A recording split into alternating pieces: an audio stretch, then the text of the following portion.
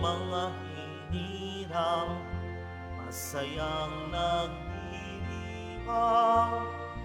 Magalak tayong lahat, si Jesu Kristo'y nabuhay, nanaig sa kamatayan. Alleluia, Alleluia. Sa ngala ng Ama at ng Anak at ng Espiritu Santo, Amen. sumainyo ang Panginoon. At sumaiyo rin. Mga kapatid, aminin natin ang ating mga kasalanan upang tayo'y maging marapat gumanap sa banal na pagdiriwang. Tayo pong lahat, inaamin ko sa makapangyarihang Diyos At sa inyo, mga kapatid, na lubha akong nagkasala sa isip, sa salita, sa gawa, at sa aking pagkukulang. Kaya'y sinasamo ko sa mahal na Birheng Maria, sa lahat ng mga anghel at mga banal, at sa inyo, mga kapatid, na ako'y panalangin sa Panginoong ating Diyos. Kawaan tayo ng makapangyarihang Diyos, patawarin tayo sa ating mga kasalanan, at patnubayan tayo sa buhay na walang hanggan. Amen. Panginoon, kaawaan mo kami. Panginoon, kaawaan mo kami. Kristo, kaawaan mo kami. Kristo, kaawaan mo kami. Panginoon, kaawaan mo kami. Panginoon, kaawaan mo kami. Manalangin tayo. Ama naming makapangyarihan, pakundangan sa pagpapakumbaba ng anak mong masunurin, ibinangon mo sa pagkadapa ang sangkatauhang masuwayin. Ipagkaloob mo sa amin ang banal na kagalakan, upang kaming sinagip mo sa kaalipinan ay magkamit ng iyong ligayang walang katapusan. Sa pamamagitan ni Hesukristo, kasama ng Espiritu Santo, magpa sa walang hanggan. Amen. Magsiupo muna po tayo. Pagbasa mula sa mga gawa ng mga apostol. Noong mga araw na iyon, nabalitaan ng mga apostol at ng mga kapatid sa buong Judea na tinanggap din ng mga hentil ang salita ng Diyos.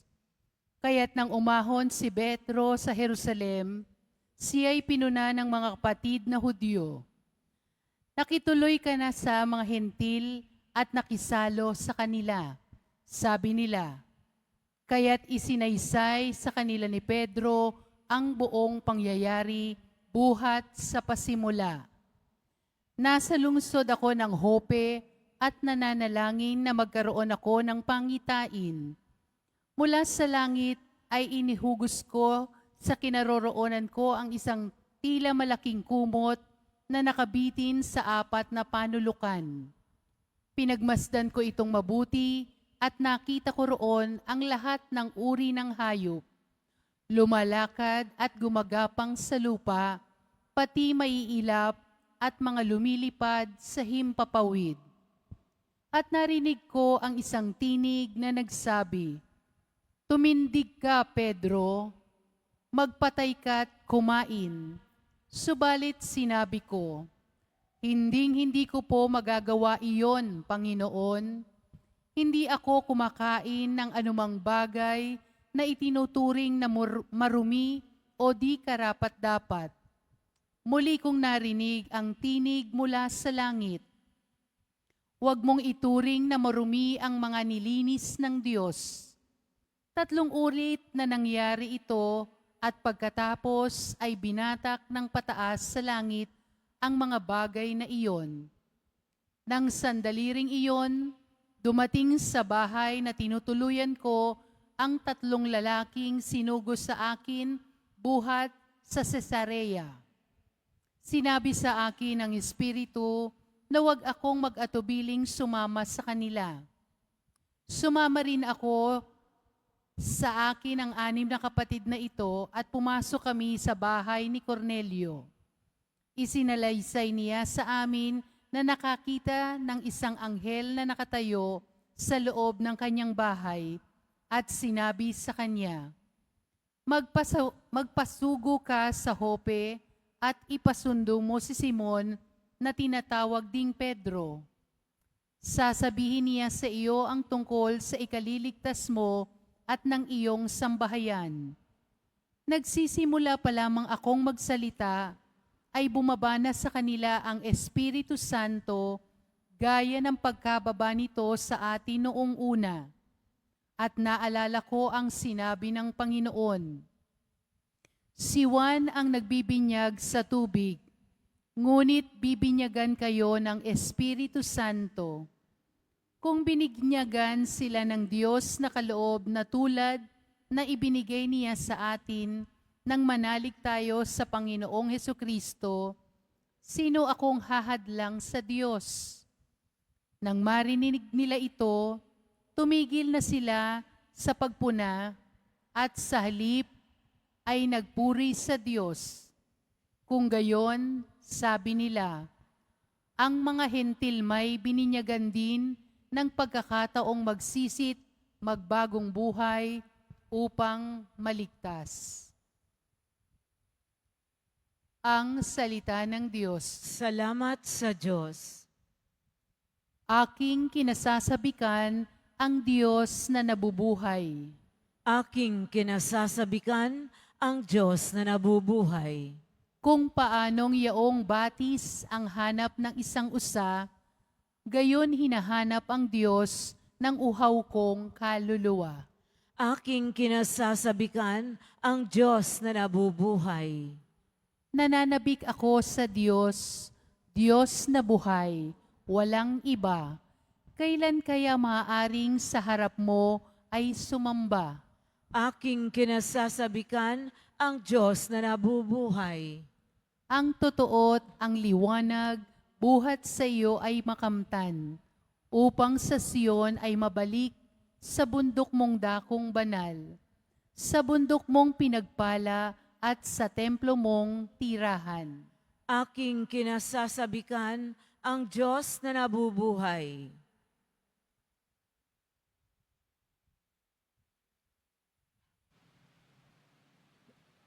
Tumayo na po ang lahat.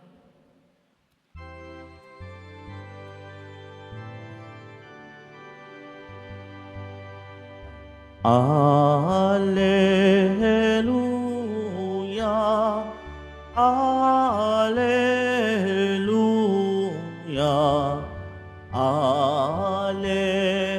Alleluia, Alleluia.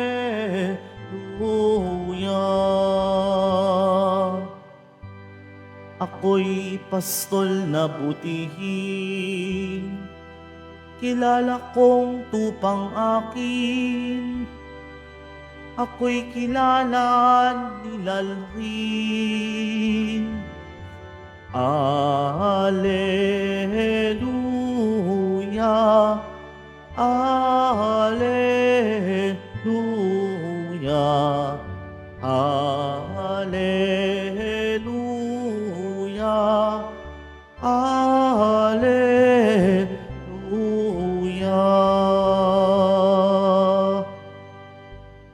Sumainyo ang Panginoon, At sumaiyo rin. ang mabuting balita ng Panginoon ayon kay San Juan. Papuri sa iyo, Panginoon. Noong panahong iyon, sinabi ni Jesus, tandaan ninyo ito, ang pumasok sa kulungan ng mga tupa nang hindi sa pinto nagdaraan, kundi umaakyat sa di dapat pagdaanan, ay magnanakaw at tulisan. Ngunit ang nagdaraan sa pintuan ay siyang pastol ng mga tupa. Pinapapasok siya ng bantay pinto at pinakikinggan ng mga tupa ang kanilang tinig. Tinatawag niya ang kaniyang mga tupa sa kanilang pangalan at inilalabas sa kulungan. Kapag nailabas na, siya'y nangunguna sa kanila at sumusunod naman ang mga tupa sapagkat nakikilala nila ang kaniyang tinig. Hindi sila sumusunod sa iba, bagkus pa nga'y patakbong lumalayo sapagkat hindi nila nakikilala ang kaniyang tinig. Sinabi ni Jesus ang talinhagang ito, ngunit hindi nila naunawaan ang ibig niyang sabihin. Kaya't muling sinabi ni Jesus, tandaan ninyo, ako ang pintuang dinaraanan ng mga tupa.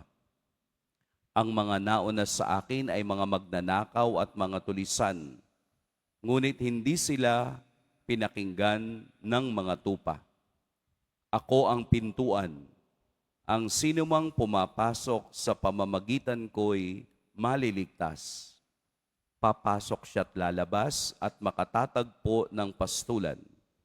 Kaya lamang pupunta rito ang magnanakaw ay upang magnakaw, pumatay at magwasak. Naparito ako upang ang mga tupay magkaroon ng buhay, isang buhay na ganap at kasiyasiya. Mga kapatid, ang mabuting balita ng Panginoon. Pinupuri ka namin, Panginoong Heso Kristo. Magsiupo muna tayong lahat. Magandang umaga po sa lahat. Pag-usapan natin ang Ebanghelyo ngayon. Kung inyo pong matatandaan, noong isang buong linggo nating pinag-usapan ang salita ni Jesus na ako ang tinapay ng buhay. Mula Lunes hanggang Sabado, ito ang kaniyang ipinangaral sa lahat ng nakikinig sa kaniya. Ang tawag po dito ay I am statements of Jesus.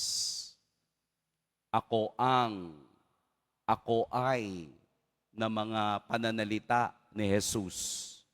Sa mga susunod na araw, marami pa tayong mapapakinggan na ako ay I am. Dahil sa Ebanghelyo po ni San Juan, 7 na I am ang sinabi ni Jesus at ipinaliwanag niya ito sa mga nakikinig sa Kanya.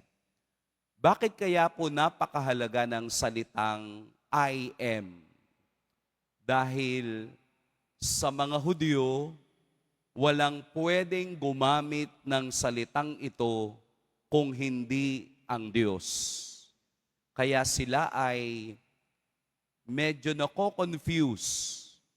Kaya sila ay medyo ayaw maniwala kay Jesus. Dahil hindi naman daw Diyos si Jesus, kaya hindi siya pwedeng gumamit ng I am. Pero kung ikaw ay taong nasa authority, ikaw ang taong alam mo ang sinasabi mo at pinaninindigan mo, hindi ka matatakot gamitin ang salitang I am. Ako ay. Dahil ito ang pangalang nagpakilala sa Diyos ng kausap ni Moses doon sa nagbabagang puno noong lumang tipan. Kaya ang tanong ni Moses, ano pong sasabihin ko sa mga tao kung sino ang nagsugo sa akin? Sumagot yung apoy na nagliliyab at sinabing, sabihin mong ako ay. Tell them who am.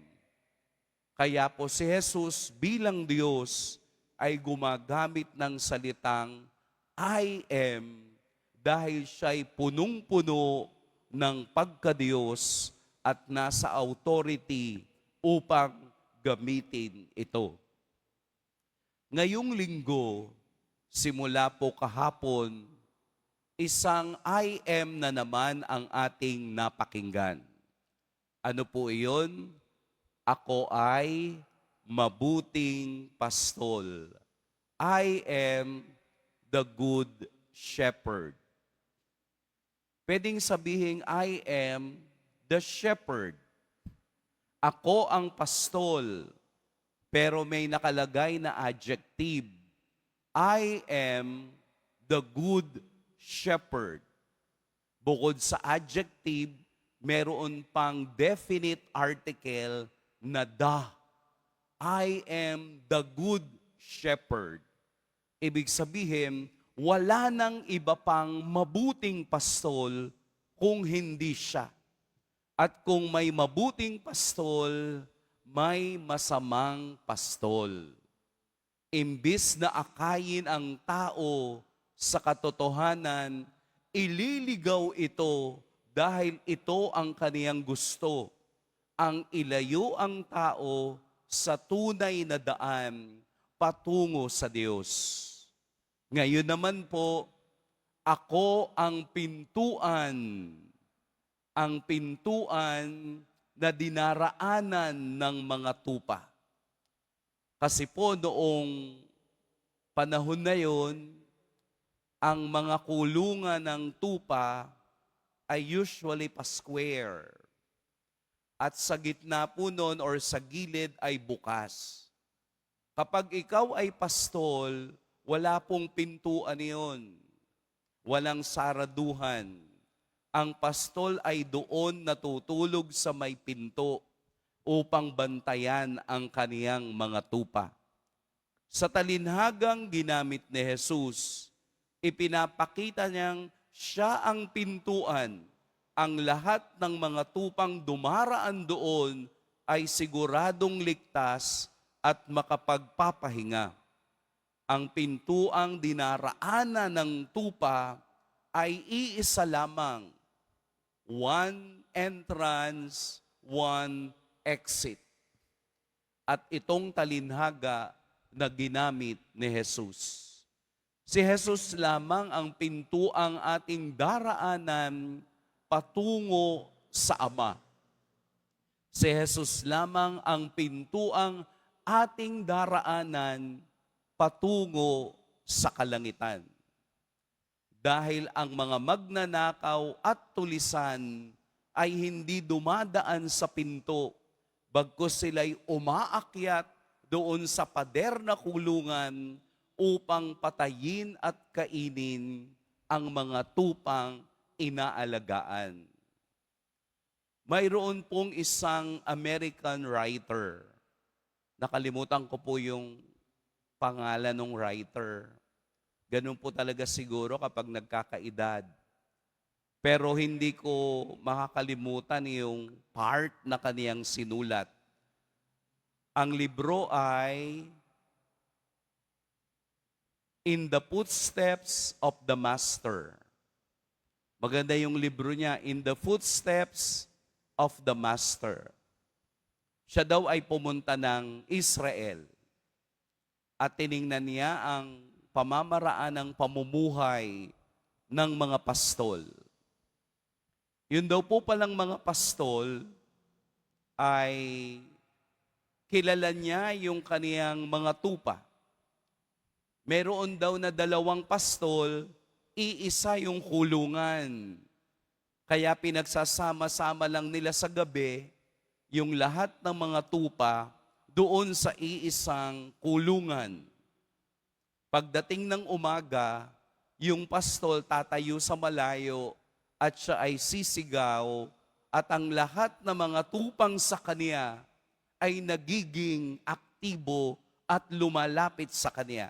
At ang lahat ng natitira ay doon naman sa isang pastol. Napakagaling, no? Ano kayang salita iyon?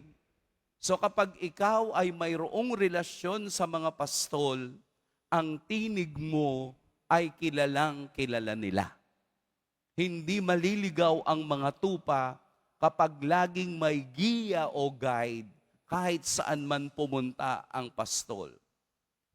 Ibig sabihin, ang mga tupa ay marunong makinig. They listen and they listen well. Alam nila kung sinong tinig ang papakinggan. Hindi lamang sila marunong makinig, marunong silang mag-recognize ng tinig ng kanilang pastol. At hindi lamang sila marunong mag-recognize, marunong din silang mag-respond o sumagot sa tinig. Listening, responding, recognizing. Ito yung mga tupa na alaga ni Kristo. Tayo yung mga tupa na inalalayan, inaalagaan ng iisang pastol na si Kristo, ang mabuting pastol. Hayaan natin o matuto tayong makinig. Pinakamahirap gawin ay ang makinig. Ang mga tao kasi ngayon gusto lahat magsalita. Ayaw ng makinig. Hirap na makinig. And we recognize Jesus. And let us recognize the voice of Jesus. At yung pangatlo, we respond to the voice of Jesus. Ako ang mabuting pastol, ako ang pintuan, at nauuna siya upang tayo'y dalhin sa maayos at magandang pastulan. Sana po mas lumalim ang ating ugnayan sa Diyos. Dahil yung taong malalim ang ugnayan sa Diyos, siya lamang ang nakakaalam ng tinig ng Diyos na siyang magga-guide sa Kanya. Katulad po nung isang kwento na may nasusunog na bahay at may batang naiwanan dun sa 5th floor. Lahat ng mga firemen o bumbero sumisigaw ng talon, pero ayaw tumalon nung bata. Biglang may tumalon ay biglang may sumigaw ng napakalakas na talon. Isang sigaw lang, tumalon ang bata.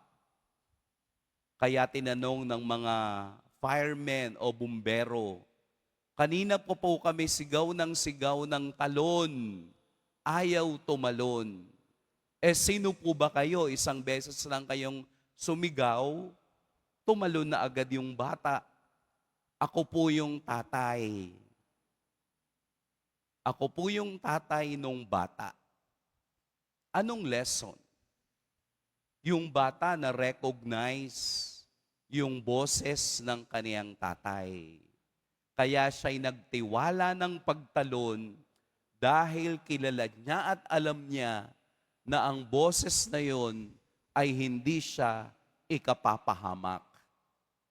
Tayo rin, sinasabihan ng Diyos na magpatuloy sa buhay.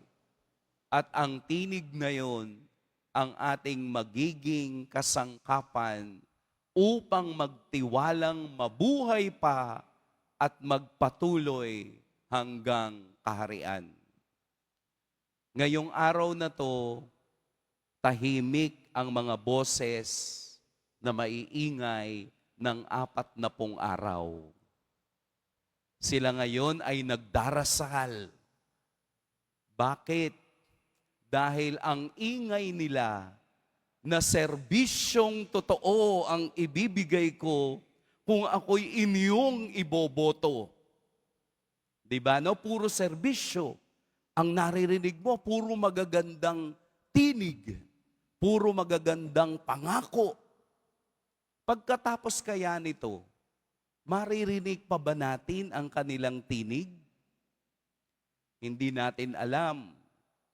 Sana maging mabuting pastol sila, sino man ang piliin ng taong bayan. Dahil serbisyo ang tunay na dahilan at sakripisyo ang ibinibigay kung bakit sila nandiriyan. Sana ganun din po sa seminaryo, no? Marami din sanang pumasok kasi serbisyo din ang ipinamamanhik ng simbahan sa mga taong kaniyang paglilingkuran. Pero bakit walang pumapasok sa seminaryo? Pero sa politiko, marami. Pero serbisyo, parehong serbisyo. So alam nyo na yung sagot. Alam nyo na yung tinig na dapat nating sundan at sundin sapagkat si Kristo ang siyang ating daan at siyang ating pinapasukan upang hindi tayo mawalay sa ganda ng buhay. Pagpalain tayo ng poong may kapal.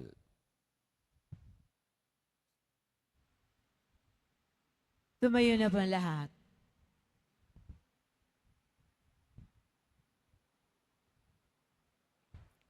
Minamahal kong mga kapatid, ang Panginoon ang mabuting pastol na nakakikilala sa mga kabilang sa kaniyang kawan sa kani-kanilang pangalan.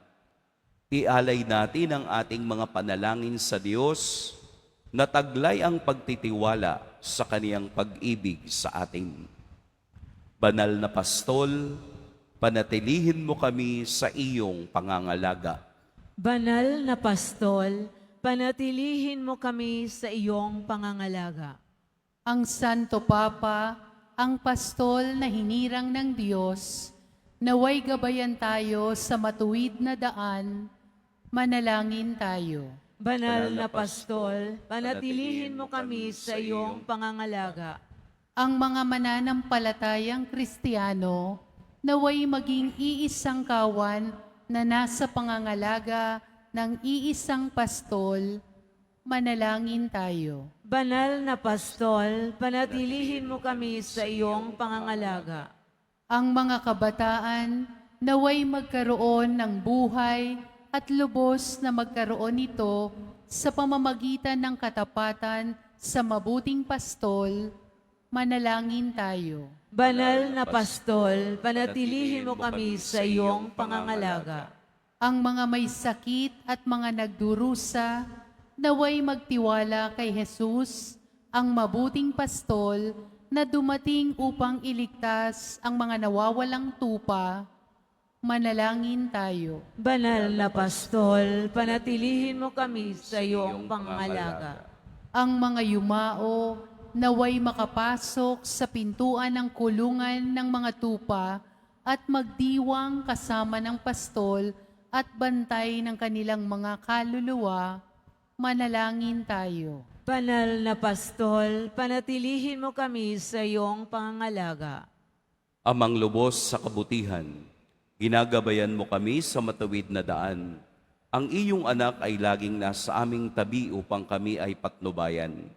Bigyan mo kami ng kapanatagan sa pagtugod mo sa aming mga panalangin sa pamamagitan ni Kristo na aming Panginoon. Amen. Magsiupuan lahat.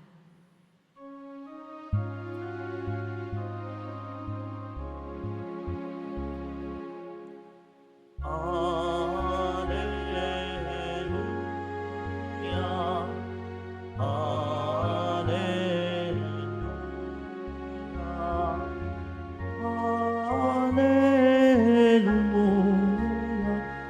Alleluia.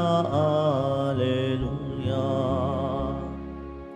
Ang upay na yanig, ito rin ay tumahimik nang ang puon ay tumindi bilang ko natin.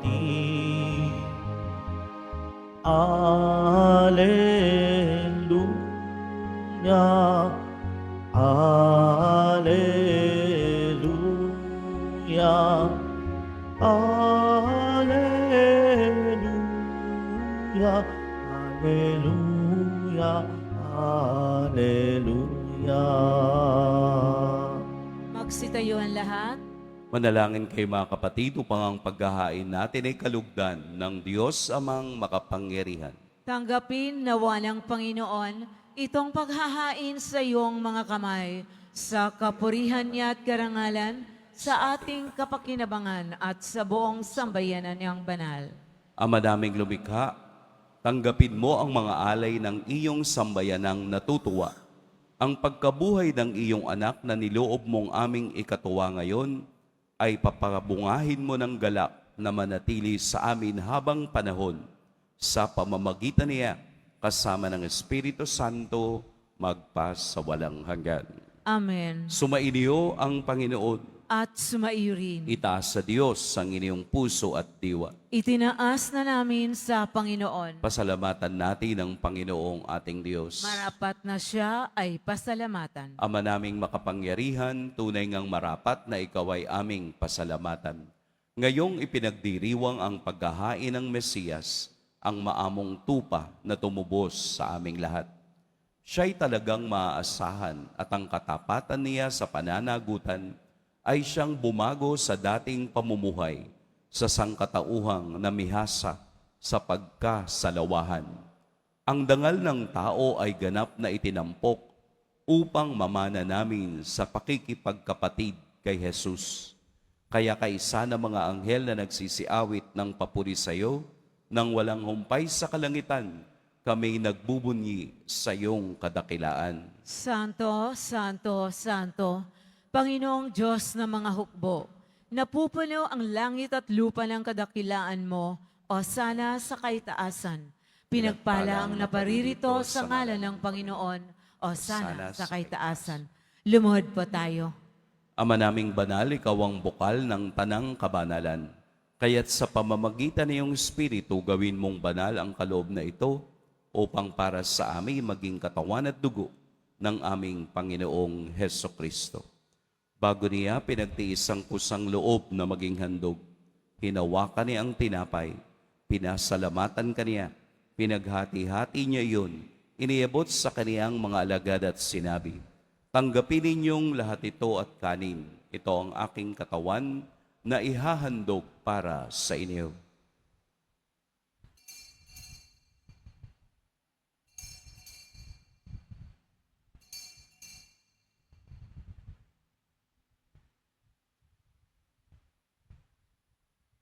Gayun din naman, noong matapos ang hapunan, hinawakan niya ang kalis, muli kaniyang pinasalamatan, inabot niya ang kalis sa kaniyang mga alagad at sinabi, "Tanggapin ninyong lahat ito at inumin, ito ang kalis ng aking dugo, ng bago at walang hanggang tipan, ang aking dugo na ibubuhos para sa inyo at para sa lahat, sa ikapagpapatawad ng mga kasalanan.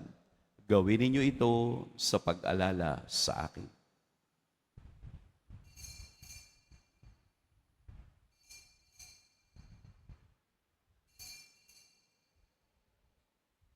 Tumayo na po tayo. Ipagbunyi natin ang misteryo ng pananampalataya. Si Kristo'y namatay, si Kristo'y nabuhay, si Kristo'y babalik sa wakas ng panahon. Ama, ginagawa namin ngayon ang pag-alala sa pagkamatay at muling pagkabuhay ng iyong anak. Kaya't iniaalay namin sa iyo ang tinapay na nagbibigay buhay at ang kalis na nagkakaloob ng kaligtasan. Kami nagpapasalamat dahil kami iyong minarapat na tumayo sa harap mo para maglingkod sa iyo. Isinasamo namin kaming magsasalo-salo sa katawan at dugo ni Kristo ay mabuklod sa pagkakaisa sa pamamagitan ng Espiritu Santo. Ama, lingapin mo ang iyong simbahang laganap sa buong daigdig. Puspusin mo kami sa pag-ibig kay San Leon na aming Papa, at ni Jose na aming obispo at ng tanang kaparian. Alalahanin mo rin ang mga kapatid naming nahimlay nang may pag-asang sila'y muling mabubuhay, gayon din ang lahat ng mga pumanaw. Kaawaan mo sila at patuloyin sa iyong kaliwanagan. Kaawaan mo at pagintapating kaming lahat na makasalo sa iyong buhay na walang wakas. Kaisa ng mahal na Birheng Maria na ina ng Diyos, ng kabiyak ng puso niyang si San Jose, kaisa ng mga apostol ni San Juan Bautista, at ng lahat ng mga banal na namuhay dito sa daigdig ng kalugod-lugod sa iyo, maipagdiwang nawa namin ang pagpupuri sa ikararangal mo sa pamamagitan ng iyong anak na aming Panginoong Hesukristo. Sa pamamagitan ni Kristo, kasama niya at sa kaniya ang lahat ng parangal at papuri sa iyo, Diyos, Amang makapangyarihan, kasama ng Espiritu Santo, magpa sa walang hanggan. Amen. Sa tagubili ng nakagagaling na utos at sa turo ni Jesus, na Panginoon natin at Diyos, ipahayag natin ng lakas loob. Ama namin, sumasalangit ka. Sambahin ang ngalan mo, mapasa amin ang kaharian mo, sundin ang loob mo dito sa lupa para nang sa langit. Bigyan mo kami ngayon ng aming kakanin sa araw-araw at patawarin mo kami sa aming mga sala para ng pagpapatawad namin sa nagkakasala sa amin at huwag mo kaming ipahintulot sa tukso at iadya mo kami sa lahat ng masama. Hinihiling namin kami iadya sa lahat ng masama. Pagkalooban ng kapayapaan araw-araw, iligtas sa kasalanan at ilayo sa lahat ng kapahamakan. Samantalang aming pinananabikan ang dakilang araw ng pagpapahayag ng tagapagligtas naming si Heso Kristo. Sapagkat iyo ang kaharian at ang kapangyarihan at ang kapurihan magpakailanman. Amen. Panginoong Jesucristo, sinabi mo sa iyong mga apostol, kapayapaan ang iniiwan ko sa inyo, ang aking kapayapaan ang ibinibigay ko sa inyo. Tunghayan mo ang aming pananampalataya at huwag ang aming pagkakasala. Pagkalooban mo kami ng kapayapaan at pagkakaisa ayon sa iyong kalooban, kasama ng Espiritu Santo, magpa sa walang hanggan. Amen. Ang kapayapaan ng Panginoon naway laging sumainyong lahat. At sumairi. Magbigayan kayo ng kapayapaan sa isa't isa.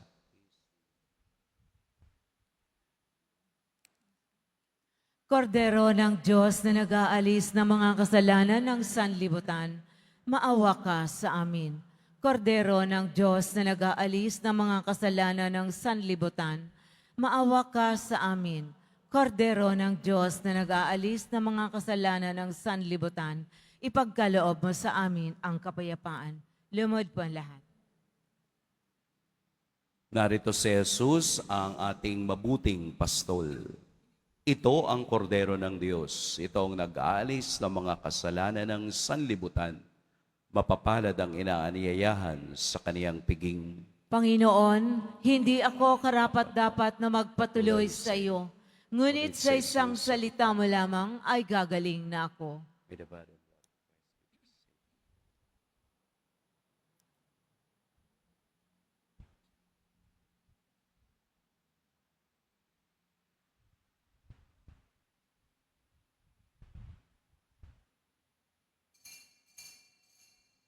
Para sa lahat ng tatanggap ng banal na komunyon, sasagot po tayo ng amen pagkasabi ng pari o ng lay minister ng katawan ni Kristo at isubo agad sa bibig bago umalis sa harapan ng pari o lay minister. Sumunod po tayo.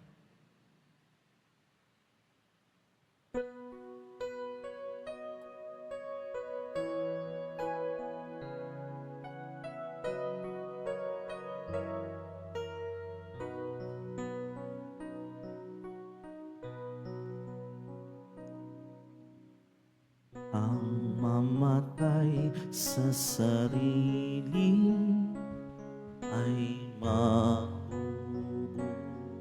sa Diyos.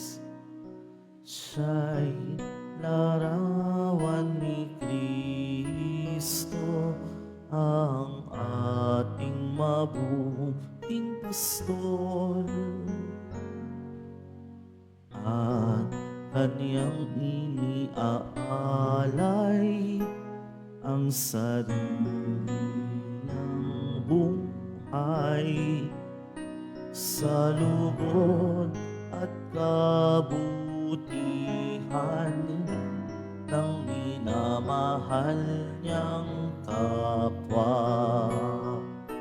Sa paglapit sa panganib, tumatakas ang upahan. Ngunit ang tunay na pastol, nananatili hanggang kamatayan. At kaya't siya'y mahal din ng butihing Diyos na Ama, sapagkat handa siyang mamatay nang ang kawan ay maligtas.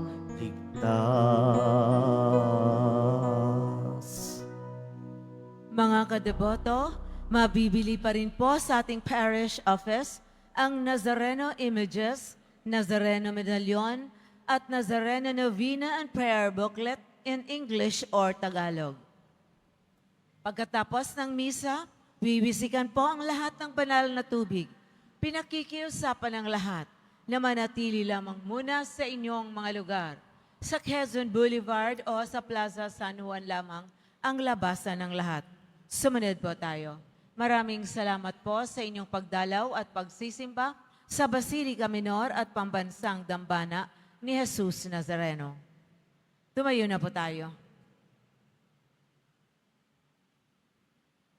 Manalangin tayo.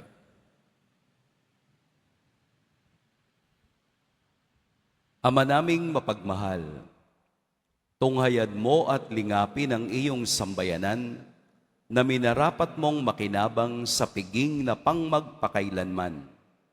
Ipagkaloob mong kami maluwalhating makarating sa pagkabuhay na magtatampok sa amin sa iyong piling.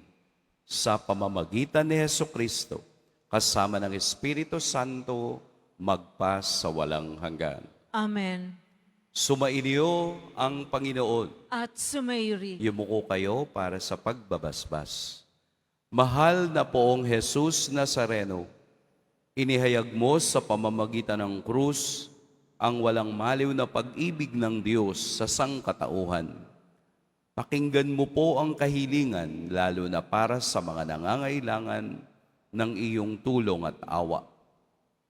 Makamtanawa namin ang iyong kasagutan na may utang na loob na tinatanaw. Basbasan din po ninyo itong mga imahen at dasalan upang lalo kaming manalangin at magtiwala. Sa pamamagitan ng bendisyon na ito, naway lalo kaming maging mapaglingkod, masunurin at tapat sa iyo na aming malwalhating Panginoon, magpas sa walang hanggan. Amen. At pagpalain kayo ng makapangyarihan at mapagmahal na Diyos, ang Ama at Anak at Espiritu Santo. Amen. Pumayo kayong taglayang kapayapaan ng poong Jesus Nazareno. Salamat sa Diyos.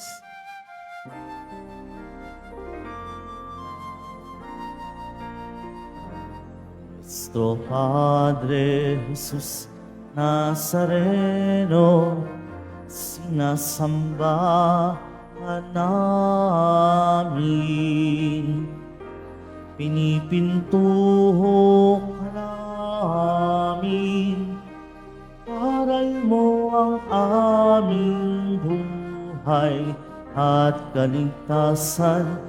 Nuestro Padre Jesus Nazareno, iligtas mo kami sa kasalanan. Ang krus mong ginamatayan ay sagisag ng aming kaligtasan. Nuestro Padre Jesus Nazareno, dinarangal ka namin. Nuestro Padre Jesus Nazareno, niluluwalhati ka namin. Nuestro Padre Jesus Nazareno, dinarangal ka namin. Nuestro Padre Jesus Nazareno, niluluwalhati ka namin.